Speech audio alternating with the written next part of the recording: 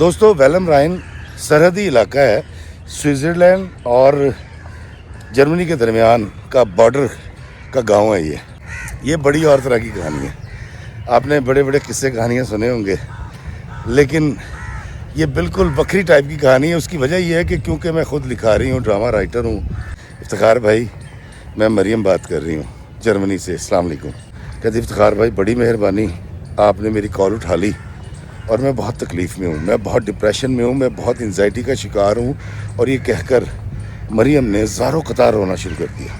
ہر رات کے بعد صبح سویرے ایک کرن نکلتی ہے اور اندھیرے کا سینہ چیر کے باہر آ جاتی ہے اور اجالا کر دیتی ہے۔ کہتی ہے وہ وقت تھا کہ جب مجھے ایک مسلمان لڑکے سے محبت ہو گئی جس کا تعلق حیدرآباد دکن سے تھا، ابراہیم اس کا نام تھا۔ تو وہ ویسٹ میں رہ کے ویسٹ کی سوچ کا حامی ہو گیا تھا، لیکن میرے اندر میرا دین، میرا وطن پاکستان اور میرا پنجاب زندہ تھا، جاوید تھا۔ السلام علیکم میرے عزیزو اقارب، میرے عزیزو، میں افتخار فی پیارے پاکستان کے سٹی آف لو لاہور سے۔ دوستو، امید ایک ایسی چیز ہے جس پہ کل کائنات کھڑی بھی ہے، اور اللہ تعالیٰ فرماتا ہے کہ میری رحمت سے نا امید مت ہو۔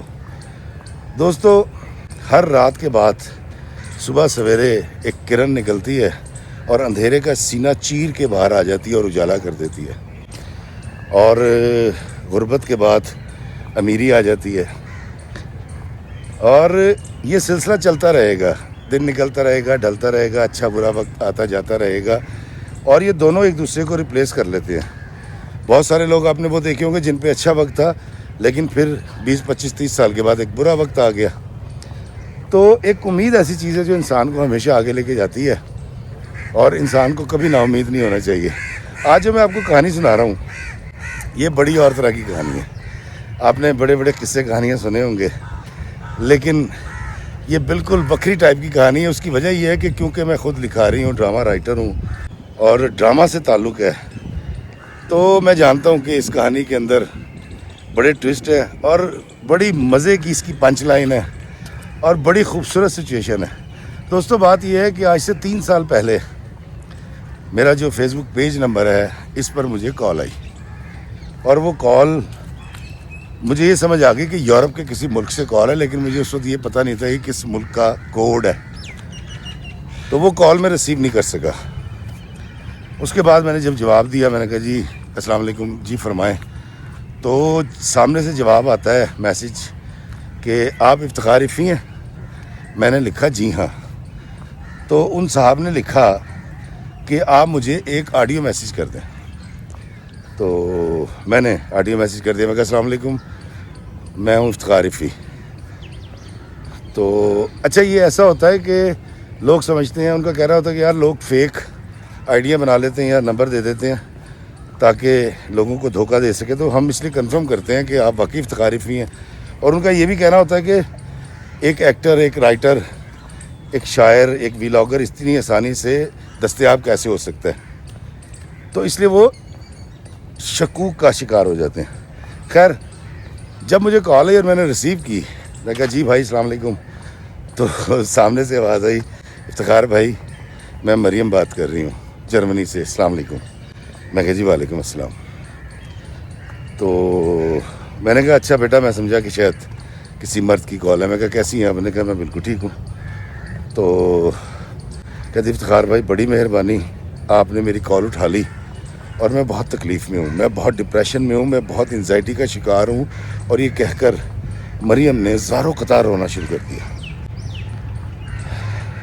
دوستو، میرا یہ طریقہ کار ہے کہ میں اگر کوئی روئے فون کر کے تو میں اس کو رونے دیتا ہوں، اگر کوئی لمبی گفتگو کرے مجھے، اگر وہ لوگ، وہ میری بہنیں، وہ میرے بھائی جو مجھے کال کرتے ہیں، وہ اس ویڈیو کو دیکھیں تو اس کی تصدیق یا تردید کر سکتے ہیں اس بات کی کہ 2 3 4 گھنٹے مجھے آپ کال کرتے ہیں، اپنی باتیں سناتے ہیں، اور میں کبھی یہ نہیں کہتا کہ یار میرے کو ٹائم نہیں گا اور آپ اپنی بات مختصر کریں، کبھی بھی نہیں کرتا۔ اس کی ایک وجہ ہے، کیونکہ دوستو جب آپ کسی کو سننے کے لیے اپنے کان اور رونے کے لیے کندھے دے دیتے ہیں تو وہ اندر سے خالی ہو جاتا ہے، اس کا دل ہلکا ہو جاتا ہے، جس کو من ہلکا ہونا کہتے ہیں۔ تو میں اکثر یہی کرتا ہوں، کوئی بھی جب تکلیف میں آ کے مجھے کال کرتا ہے. زیادہ تر لوگ مجھے، میری بہنیں، میرے بھائی پوری دنیا سے اور پاکستان سے اپنی تکالیف سنانے کے لیے کال کرتے ہیں، اور میں ان کی ساری بات سننے کے بعد جو کوئی مناسب بات لگے حل میری عقل و دانش کے مطابق وہ میں ان کو بتا دیتا ہوں. دوستو میں مریم کو سن رہا تھا، مریم رو رہی تھی. میں نے اس کو چپ کرایا. میں کہا مریم کیا ہوا؟ تو اس نے مجھے کہا کہ سر میری کہانی بڑی عجیب کہانی ہے، اور میں جرمنی کے شہر ویلم رائن میں رہتی ہوں، اور میرے ساتھ بڑا ہاتھ ہو گیا. میں نے کہا بیٹا ہوا کیا؟ کہتی دراصل آج سے 60 سال پہلے میرے والد صاحب جو ہیں وہ جرمنی آ کے سیٹل ہوئے تھے، اور اسی جگہ پہ ویلم رائن میں. دوستو ویلم رائن سرحدی علاقہ ہے، سوئٹزرلینڈ اور جرمنی کے درمیان کا بارڈر کا گاؤں ہے. یہ بڑا خوبصورت شہر ہے، چھوٹا سا. اور ویلم رائن میں نے بعد میں دیکھا پچھلے سال. مریم نے بتایا کہ اس کے والد صاحب یہاں پر وہ محنت کرتے رہے، اور کرتے کرتے انہوں نے ایک سٹور بنایا جو پہلے بہت چھوٹا تھا لیکن اب ایک بہت بڑا شاپنگ مال ہے. اور 70 کے اواخر میں اس کی والدہ، اس کا بھائی اور وہ بھی جرمنی چلے گئے. یہ دونوں پڑھنے لگے، اماں ابا کی خدمت کرتی رہیں. بڑی مزے کی زندگی تھی. اور جب ڈگری کمپلیٹ کی انجینئرنگ کی بھائی نے، تو کہتی ہے کہ ان کو جاب مل گئی بڑی اچھی کینیڈا میں. تو ابا جی تو چاہتے تھے کہ وہ بزنس دیکھیں، لیکن انہوں نے کہا میں جاب کروں گا. وہ کینیڈا چلے گئے. اور میں اس وقت 27 سال کی تھی، اور جب میں نے ڈگری کمپلیٹ کی اور اس کے بعد میں نے پی ایچ ڈی کی، پھر میں ڈیڈی کے ساتھ ان کے کام میں ہاتھ بٹانے لگی. کہتی ہے وہ وقت تھا کہ جب مجھے ایک مسلمان لڑکے سے محبت ہو گئی جس کا تعلق حیدرآباد دکن سے تھا. ابراہیم اس کا نام تھا. بڑا اچھا وہ لڑکا تھا، اور وہ جاب کے لیے ہماری شاپ پہ آیا تھا. شاید اس کا یہ کہنا تھا محبت ایسی ہوتی ہے کہ پہلی نظر ملتی ہے اور اس کے بعد آپ ایک دوسرے کو دل دے بیٹھتے ہیں. ابراہیم میری زندگی میں آیا، مجھے بڑا اچھا لگا، اور میں نے طے کر لیا کہ میں ابراہیم سے شادی کروں گی. اور ابھی میں یہ سوچ ہی رہی تھی کہ ایک دن میرے ڈیڈی کو ہارٹ اٹیک ہوا اور وہ اس دنیا سے رخصت ہو گئے. کہتی ہم سوچ بھی نہیں سکتے تھے کہ ایک دم سے ڈیڈی کی ڈیتھ ہو گئی. اماں ڈپریشن میں چلی گئیں، بھائی کینیڈا سے آیا، اور بڑی تکلیف کا لمحہ تھا. اب میرے آگے ایک امتحان کھڑا تھا، کیونکہ بھائی جرمنی آنے پر راضی نہیں تھا. ابا کا کاروبار تھا، بہت بڑا شاپنگ مال تھا، اس کو سنبھالنا کس نے تھا؟ تو میں نے اور ابراہیم نے اس کو سنبھالا. اور جو چیزیں میں نہیں جانتی تھی ابراہیم نے مجھے وہ بھی سکھائیں، کیونکہ وہ کافی ایکسپیرینس لے چکا تھا. لیکن ابا کے مرنے کے بعد تو پھر 24 گھنٹے میرا جو فوکس تھا وہ شاپنگ مال پہ ہو گیا تھا. جب میں نے ابراہیم سے شادی کی بات کی تو ابراہیم نے کہا کہ میں آپ سے شادی ضرور کروں گا مریم، لیکن میں چاہتا ہوں اپنی زندگی ایک انڈیپینڈنٹ گھر سے سٹارٹ کرنا. تو آپ اپنی والدہ کا کیا کریں گی؟ تو کہتی میں نے بڑے حیران ہو کے ابراہیم کی طرف دیکھا کہ یہ کیا سوال پوچھ رہا ہے. میں نے کہا ابراہیم میری والدہ کا میرے سوا کوئی نہیں ہے، اور یہ میرے ساتھ ہی رہیں گی. تو ابراہیم نے کہا کہ نہیں دیکھو مریم، پرائیویسی ہوتی ہے، زندگی ہوتی ہے، بچے ہوتے ہیں. میں نہیں چاہتا کوئی روک ٹوک ہو، یا ہمیں یہ ذہن میں رہے کہ جی ہم نے بڑے طریقے سلیقے سے اور ہر وقت الرٹ رہنا کہ جی ہمارے گھر میں ہماری ساس رہتی ہیں. تو آپ اپنے بھائی سے بات کرو، یہ ان کے پاس چلے جائیں. کہتی بھائی کی شادی ہو چکی تھی. میں نے سوچا کہ چلیں بھائی سے بات کرتی، تو میں نے بھائی سے بات کی. دوستو عموماً یہی ہوتا ہے کہ بیٹیاں اپنے گھر ماؤں کو نہیں رکھتی بلکہ بیٹے رکھتے ہیں. یہ ایک طریقہ کار ہے شروع سے. مریم کہتی ہے میں نے اپنے بھائی کو فون کیا اور میں نے ساری سچویشن بتائی کہ کیونکہ میں شادی کرنا چاہتی ہوں. 27 یا 28 سال اس کی عمر تھی. تو آپ اماں کو اپنے پاس رکھ لیں. تو کہتی بھائی نے صاف انکار کر دیا. اس نے کہا نہیں جی میں تو اماں کو نہیں رکھ سکتا، میرے بچے چھوٹے ہیں اور میری بیگم نہیں مانے گی. پہلے ہی گھر کے اندر بڑے مسائل ہیں، اماں کو بولنے کی عادت ہے، اور اماں کی وجہ سے میرا گھر جو ہے وہ متاثر ہو سکتا ہے، تو اس لیے آپ اماں کو اپنے پاس ہی رکھو. کہتی بھائی نے کہہ کے فون کاٹ دیا. اور میں یقین نہیں کر پا رہی تھی کہ میرا بھائی اتنا بدل جائے گا. اچھا ایسا نہیں ہے کہ اس نے کچھ ابا کی جائیداد میں سے کچھ لیا تھا، بزنس میں سے پیسے کچھ نہیں لیا. اس نے کینیڈا میں اپنا بزنس یا جو بھی وہ کر رہا تھا اس نے خود کیا تھا، لیکن اس نے اماں کی کسٹڈی سے انکار کر دیا. اس نے کہا جی اماں کو میں نہیں رکھوں گا. کہتی افتخار بھائی میں شدید تکلیف میں آ گئی، اور وہ یہاں پر روئی بھی، روتے ہوئے بتا رہی تھی کہ میرے بھائی نے اس طرح سے کیا. کہتی میں پھر ابراہیم سے میں نے ڈسکس کیا کہ ابراہیم دیکھو اماں بیمار بھی رہتی ہیں، ابا کی ڈیتھ ہو چکی ہے، بھائی دور ہے. تو ابراہیم نے مجھ سے کہا کہ ان کو اولڈ ایج ہوم میں ہم ایڈمٹ کروا دیتے ہیں. میں نے کہا ابراہیم کیا کہہ رہے ہو آپ؟ کروڑوں کی جائیداد ہے ہماری، بینک بیلنس بھرے پڑے ہیں، بہترین سے بہترین گاڑیاں ہیں، اتنے بڑے گھر ہیں، کسی ایک کمرے کے اندر یا ایک پورشن کے اندر میری اماں نہیں رہ سکتی ہمارے ساتھ. تو ابراہیم نے کہا ہاں جی میں تو تمہاری اماں کے ساتھ نہیں رہنا چاہوں گا. اس دن وہ آف کر کے چلا گیا. کہتی میں گھر آئی، اماں جو ہے وہ ان دنوں ڈپریشن میں تھی، ابا کو یاد کرتی تھی. میں روز آ کے اماں کی ٹانگیں دباتی تھی، ان کی دل جوئی کرتی تھی، مجھ سے دعائیں لیتی تھی. اماں بڑی خوش ہو جاتی تھی، اور میں تب تک اماں کے بالوں میں خلال کرتی رہتی تھی جب تک اماں سو نہیں جاتی تھی. کہتی اماں سو جاتی تھی، پھر میں اپنے کمرے میں جا کے سو جایا کرتی تھی. کہتی اس دن میں بہت تکلیف میں تھی کہ نہ بھائی نے اماں کو رکھنے کے لیے حامی بھری، اور ابراہیم بھی اپنے ساتھ رکھنے کو تیار نہیں ہے. اور اتنی زیادہ جائیداد اور پیسہ رکھنے والی عورت کے بارے میں ابراہیم نے مجھے یہ گھٹیا مشورہ دیا کہ تم اپنی ماں کو اولڈ ایج ہوم میں رکھ دو. کہتی افتخار بھائی وہ رات میں سو نہیں سکی، بڑی تکلیف میں رہی، ساری رات جاگتی رہی. صبح کو اٹھی، بلا وجہ سردی بہت زیادہ تھی، میں جاگنگ کرنے چلی گئی، اور اس دن میں نے بہت زیادہ جاگنگ کی. میں کچھ طے کرنا چاہ رہی تھی، اور کہتی پھر طے میں نے یہ کیا کہ گھر آئی تیار ہو کے. جب میں مال پہ پہنچی ہوں تو ابراہیم صاحب آئے ہیں، اور انہوں نے اسی روٹین کے انداز میں ہائے ہنی ہاؤ آر یو سے میرا حال چال پوچھا ہے. میں نے ہلکا سا مسکرا کے جواب دیا، اور میں پھر اپنے کمرے میں جا کے بیٹھی ہوں CEO کے. اور میں نے اس کو بلایا اپنے کمرے میں، کیونکہ وہ میرے پاس جاب کر رہا تھا، میرا مینیجر تھا. اور میں نے اس کو کہا کہ تم چاہو تو نوکری کر سکتے ہو، لیکن آج میں تمہیں اپنے دل کے دفتر سے ڈسچارج کرتی ہوں، ریسٹیکیٹ کرتی ہوں اور ٹرمینیٹ کرتی ہوں. کہتی وہ ہنسنے لگا، اور اس کا یہ خیال تھا کہ میں مذاق کر رہی ہوں، کیونکہ وہ جانتا تھا میں اس سے بے تحاشا محبت کرتی ہوں.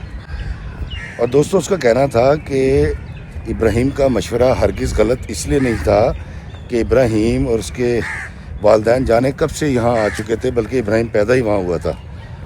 تو وہ ویسٹ میں رہ کے ویسٹ کی سوچ کا حامی ہو گیا تھا. لیکن میرے اندر میرا دین، میرا وطن پاکستان اور میرا پنجاب زندہ تھا، جاوید تھا. اس کی رہتل بہتل اور اس کے اخلاقیات میرے اندر تھے. میں اپنی ماں کو نہیں چھوڑ سکتی تھی.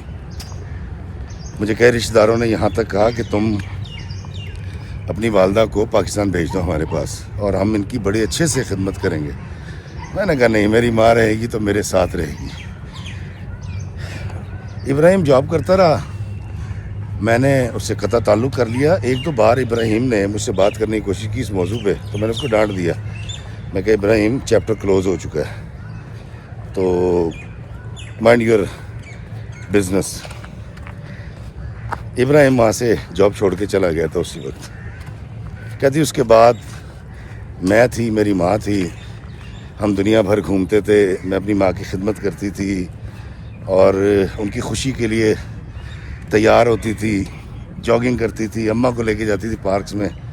کہتی کہ آج سے 5 سال پہلے میری والدہ گر گئی تھیں اور ان کی ٹانگ کی ہڈی ٹوٹ گئی تھی، تو وہ بستر پہ آ گئیں، اور پھر مجھے ان کا پیمپر بھی کرنا ہوتا تھا. میں نے کبھی کوئی جو آپ مدد لیتے ہیں نا گورنمنٹ سے کہ پیرامیڈکس آتے ہیں اور آپ کی ماں کی خدمت کرتے ہیں، کہتی میں نے وہ کبھی بھی نہیں لی.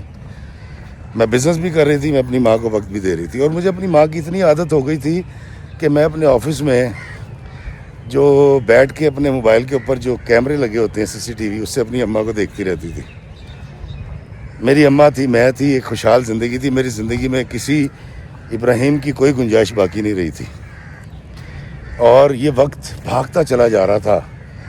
میں جاگنگ کرتی تھی صبح کو اٹھ کے، اس کے بعد میں نے اپنے مال پہ چلے جانا ہے، شام کو واپس آنا ہے، اور اگر میں نہ بھی جاتی تھی تو ہمارا جو نظام تھا وہ سسٹمیٹکلی چل رہا تھا، مینیجرز تھے، اپلیکیشنز تھی، تو مجھے کوئی پرابلم نہیں ہو رہی تھی۔ کہتی افتخار بھائی میں نے اپنی والدہ کے ساتھ دنیا کے تقریباً 71 کنٹریز کی اور ریاستوں کی سیر کی۔ کہتی میں جہاں رہ سکتی تھی، جو پہن سکتی تھی، جو ان کو پہنا سکتی تھی، مہنگی سے مہنگی جوتی خرید کے دے سکتی تھی، جب وہ بیمار ہوتی تھی تو ہر طرح کا علاج ان کے لیے ہوتا تھا۔ کہتی افتخار بھائی اتنی مزے کی زندگی گزرنی شروع ہوئی کہ کرتے کرتے کرتے کرتے میں 50 سال کی ہو گئی۔ جی ہاں دوستو، مریم 50 سال کی ہو گئی اپنی ماں کی خدمت میں، اور یہ طے کر رکھا تھا کہیں لاشعوری طور پہ کہ اب ساری زندگی میری ماں کے لیے ہے۔ وجہ نا کہ اب اس عمر کا باقی حصہ تیرے نام، لیکن اس نے تو سارا حصہ تیرے نام کر رکھا تھا۔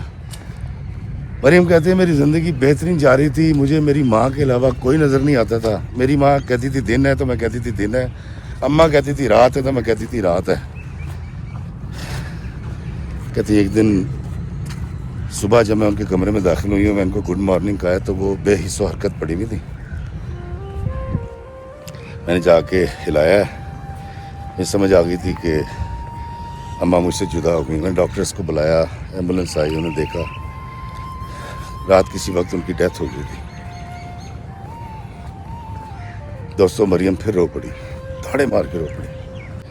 افتخار بھائی میں کیا کروں، میں اپنی ماں کے بغیر نہیں رہ سکتی، اور جب سے میری ماں مری ہے میری زندگی میں نہ کوئی مقصد رہا ہے اور نہ ہی مجھے کچھ اچھا لگتا ہے۔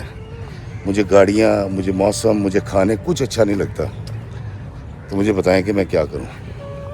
میں کہا مریم بیٹا دیکھو یہ حکم ربی ہے، جو ہم بات کرتے ہیں ایسے موقع پہ، اور میں نے کافی اس کو سمجھانے کی کوشش کی، دینی حوالے سے، معاشرتی حوالے سے، حقائق بتائے، لیکن دوستوں مجھے تھوڑی دیر کے بعد اندازہ ہوا کہ نہیں، وہ صرف اپنی ماں کی بیٹی نہیں تھی، وہ اپنی ماں کی دیوانی تھی۔ یہ وہ والی محبت تھی جو بابا بلے شاہ اور شاہ عنایت کے درمیان تھی۔ یہ وہ والی محبت تھی جو مولانا روم اور شمس تبریز والی تھی۔ وہ محبت نہیں کرتی تھی، وہ دیوانی تھی اپنی ماں کی، اور اس درجہ محبت اپنی ماں کے ساتھ میں نے کسی کی دیکھی نہیں۔ وہ سوچ ہی نہیں سکتی تھی کہ اس کی ماں کبھی مر جائے گی۔ مریم دھاڑے مار کے رو رہی تھی، کہہ رہی افتخار بھائی میرے پاس کوئی مقصد نہیں رہا جینے کا، میں کیا کروں۔ میں نے بڑی مشکل سے کچھ ٹوٹے پھوٹے الفاظ میں اس کو دلاسا دیا، اس کو تسلی ہوئی۔ اس نے مجھ سے پوچھا کہ افتخار بھائی کیا میں آپ کو کال کر لیا کروں۔ میں کہا بیٹا آپ کا جب دل چاہے نا آپ مجھے کال کریں۔ تو اکثر مریم نے میسج کر دینا، کبھی میں نے جواب دے دینا، مریم کال کر لیتی تھی۔ اور دوستو یہ وہ وقت ہے جب میں ویلم رائن نہیں گیا تھا، میں نے یہ علاقہ جرمنی کا نہیں دیکھ رکھا تھا، تو مریم سے میری بات ہوتی رہی۔ اچھا دوستو مجھ سے جتنے لوگ بات کرتے ہیں، بہنیں ہوں، بھائی ہوں، بیٹیاں، میں کبھی نہیں کہتا کہ جی کیمرہ آن کریں یا تصویر بھیجیں، تو میں نے مریم کو کبھی نہیں دیکھا تھا، تو میں تصور کرتا تھا کہ یہ جھریاں پڑ چکی ہوں گی اور اس نے گرے بال کر رکھے ہوں گے، کوئی ایسی لڑکی ہوگی، لیکن میں نے کبھی اس سے یہ نہیں کہا تھا کہ مجھے اپنی تصویر دکھاؤ۔ مریم کے کالز آتی نہیں جاتی نہیں، 6 مہینے ہماری بات تھی۔ پھر میں نے اس کو ایک دن کہا، میں کہا مریم میری گل سن، کہندی جی۔ اچھا وہ بڑی عجیب سے لہجے میں پنجابی اور اردو مکس کر کے بولتی ہے، گلابی سی، کہتی جی دسو پاجی۔ میں نے کہا مریم میں 54 کا ہو گیا ہوں اور تو 50 کی تقریباً ہے، تو بیٹا میں نے تو ایک فیملی پالی، اپنی بیوی کو خوش رکھا، کسی کی بیٹی کو اپنے گھر لا کے خوش رکھا، بچے پالے، اب تیرے پاس تو کوئی ٹارگٹ رہا نہیں، تیری اماں بھی چلی گئی۔ کہتی ہاں، تو میں کہا مر جانی ہے تو مر جانا، تیرا پاسپورٹ ضائع ہو جائے گا، ایڈا بڑا تیرا بزنس ہے، کسی دے کام نہیں آنا۔ کہتی نہیں وہ بھائی ہے نا اس کو دے دوں گی۔ میں نے کہا نہیں تو وہ تو بھائی کو تو بزنس تو دے دے گی، وہ رکھ بھی لے گا، لیکن تیرے پاسپورٹ کا کیا ہوگا؟ کہتی کیا مطلب؟ میں کہا تیری نیشنلٹی جو ہے یہ تیرے ساتھ جو ہے وہ قبر میں چلی جائے گی. تو کہتی آپ کہنا کیا چاہ رہے ہیں؟ میں کہ یار کسی نے نکاح پڑھا لا ہے, کسی سے کم آ جائے گا, کسی مجبور سے شادی کر لے جس کو جرمن نیشنلٹی چاہیے ہو. تو کہہ رہی افتخار بھائی آپ کیا کہہ رہے ہیں؟ میں کہا ہاں تو سوچ یار مریم, ہمارا فرینکنس کا یہ لیول ہو گیا تھا اور میں جان بوجھ کے اس طرح کی باتیں کرتا تھا تاکہ وہ خوش رہے, کہہ کے لگائے اور ڈپریشن کا شکار نہ ہو. دوستو یہ والا سلسلہ چلتا رہا. ایک دن مجھے مریم کی کال آئی, تقریباً آج سے 1.5 سال پہلے کی بات ہے جو اب سنا رہا ہوں. کہتی افتخار بھائی, میں نے کہا, کہتی کوئی بڈھا ٹھیرا لبیا. میں کہا کس لیے؟ کہتی پاسپورٹ ضائع ہو جائے گا میرا جس دن میں مر جاؤں گی. تو مذاق کرنے لگے. اس نے جب دوبارہ بات کی میں کہا مریم آر یو سیریس؟